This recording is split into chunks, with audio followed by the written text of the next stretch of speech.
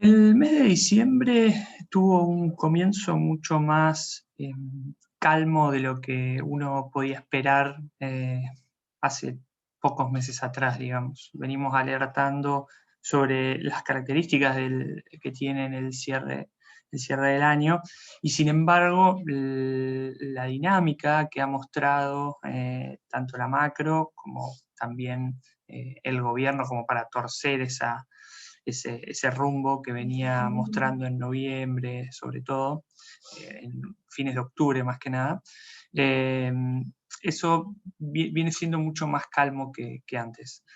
Por eso nosotros aprovechamos el reporte de esta semana para actualizar nuestro indicador de sentimiento macro. Y la realidad es que, bueno, valida un poco esta situación. El indicador de sentimiento macro, para los que no se acuerdan, nosotros hicimos un reporte hace un par de semanas donde explicábamos en qué consiste, pero básicamente es un indicador que mide, va desde 1 a -1, y los valores más positivos indican un mayor optimismo y valores negativos un mayor pesimismo. El valor de -0,2 para la segunda semana de diciembre refleja más o menos el promedio que viene teniendo este indicador desde principios de noviembre, cuando el gobierno logra, con el llamado giro ortodoxo, que después terminó siendo no tan ortodoxo, pero con ese cambio de dirección, logró revertir los niveles bastante preocupantes que mostraban a fines de octubre. Sigue siendo un nivel negativo, con lo cual sigue siendo un nivel que preocupa. Desde mediados de año que no vemos un valor positivo en este indicador, pero igualmente, como resume el título de la slide, está mal pero no tan mal, digamos, ¿no? Esta aparente estabilidad, sin embargo, lo que no nos dice demasiado, como sí nos dice las dinámicas subyacentes que están por detrás de este valor que resumen en el -0,2 para el indicador. ¿Qué quiero decir con esto? La aparente estabilidad del indicador de sentimiento macro refleja dos avenidas, básicamente, principalmente, muy distintas. Por el lado cambiario, una fuerte mejora. Fíjense que las variables cambiarias, como pueden ver en pantalla, contribuyeron en un 0,15 de mejora en el indicador respecto del nivel de fines de noviembre. Mientras que la dinámica monetaria contribuyó casi en igualdad de proporciones, una caída de -0,16 puntos del indicador. Digamos un poco a qué responden estas dos dinámicas. Bueno, la verdad es que la mejora en el frente cambiario es innegable. La brecha cambiaria, que estaba a fines de octubre, había llegado incluso a niveles mayores a 130%, bajó, logró bajar a niveles de 80%, se mantuvo medio estable en esos niveles, pero esta semana siguió bajando todavía y ya se acercó a niveles de 70%. Ahí, favorecido por ahí quizás por el menor volumen que está habiendo en el mercado en este momento del año, digamos, donde el volumen baja bastante, pero igualmente es algo para destacar. Lo cual también termina repercutiendo en el gráfico que ven a la derecha, que es que el Banco Central, por primera vez desde principios de noviembre, está logrando comprar reservas. Las últimas 5 ruedas lleva compradas alrededor de 70 millones de dólares.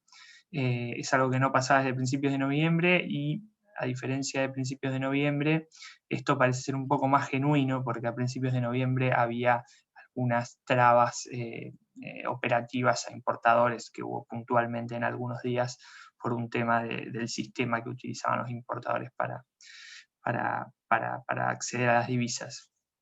Con lo cual la mejora es innegable.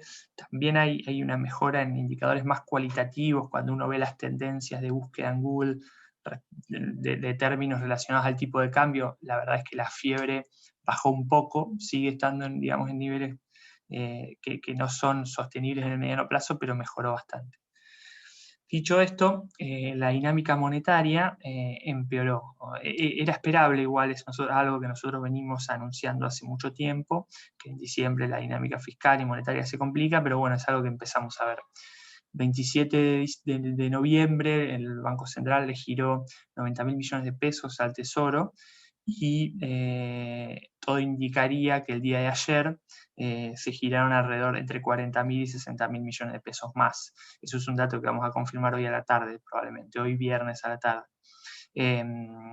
Pero eso le empieza también a poner presión a la base monetaria, que a fines del mes pasado había bajado a su crecimiento interanual a 30% nada más, y ahora volvió a subir más cerca del 50%.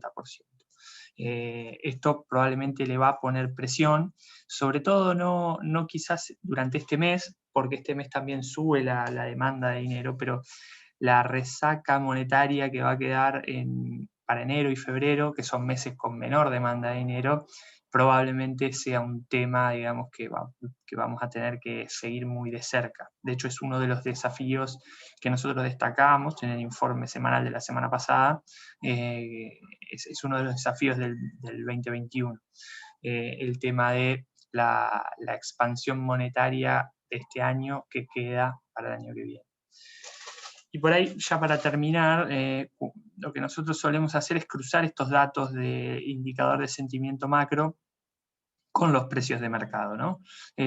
Para hacer eso, le sacamos al indicador de sentimiento macro las variables de mercado, para no estar comparando una cuestión, digamos, endógena, digamos. Estamos comparando un precio con un indicador que contiene ese precio. Para evitar ese problema, calculamos el indicador de sentimiento excluyendo las variables de mercados y la brecha, con lo cual ahí la comparación se hace mucho más justa, y lo que vemos es que el Merval y el precio de los bonos están hoy bastante arbitrados con el indicador de sentimiento macro.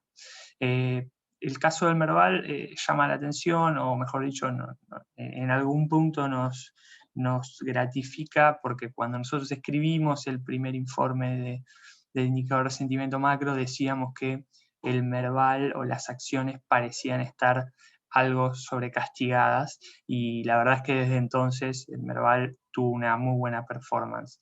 Así que es algo que por ahí se validó. Pero la verdad es que hoy por hoy parecen estar ya arbitradas. De hecho, el gráfico a la izquierda, que es el Merval contra el indicador de sentimiento depurado, muestra cómo durante lo que va del año, digamos, el indicador de sentimiento siempre hizo como una especie de resistencia o de techo a la evolución del Merval en dólares. Y hoy estamos justamente en esa resistencia o en ese techo.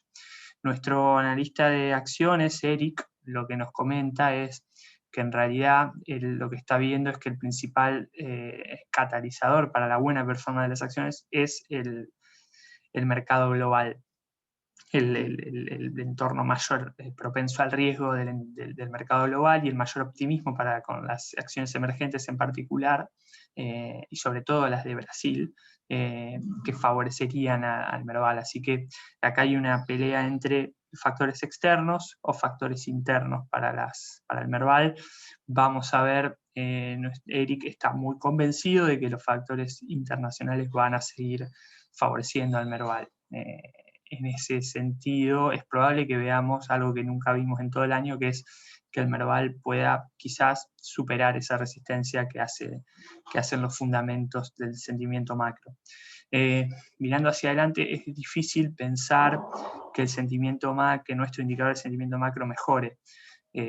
La dinámica de la brecha cambiaria, acercándonos al acuerdo con el fondo, es difícil que siga mejorando, sobre todo porque a nuestro entender el acuerdo con el fondo probablemente le ponga una restricción a esta práctica de intervención de los organismos oficiales en los mercados de bonos para bajar la brecha. A nuestro entender el fondo va a frenar eso, porque la realidad es que compromete la sustentabilidad de la deuda, porque se está creando deuda neta nueva. Así que vamos a ver cómo reacciona el mercado una vez que ya no esté presente ese factor de oferta tan importante.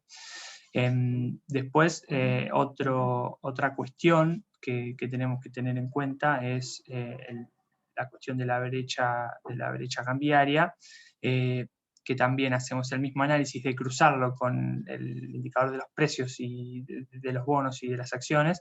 Bueno, lo cruzamos también a la brecha cambiaria con el sentimiento macro, y lo que vemos es cómo hoy por hoy la brecha parecería haber ido demasiado lejos, o sea, cayó a niveles de 70% cuando el sentimiento macro todavía está en niveles negativos. Fíjense cómo la brecha ha solido estar en niveles más optimistas que lo que marcaba el sentimiento macro, como por ejemplo a principios de año y sobre todo en junio y julio, pero fíjense cómo eso no se sostuvo durante mucho tiempo. A partir de entonces, tanto en enero y febrero, a partir de que el sentimiento macro estaba en niveles más pesimistas, la brecha después volvió a ampliarse. Acá la brecha está en el eje derecho invertida. Lo mismo pasó en junio y julio, donde la brecha después de 2 meses empezó a ampliarse de vuelta.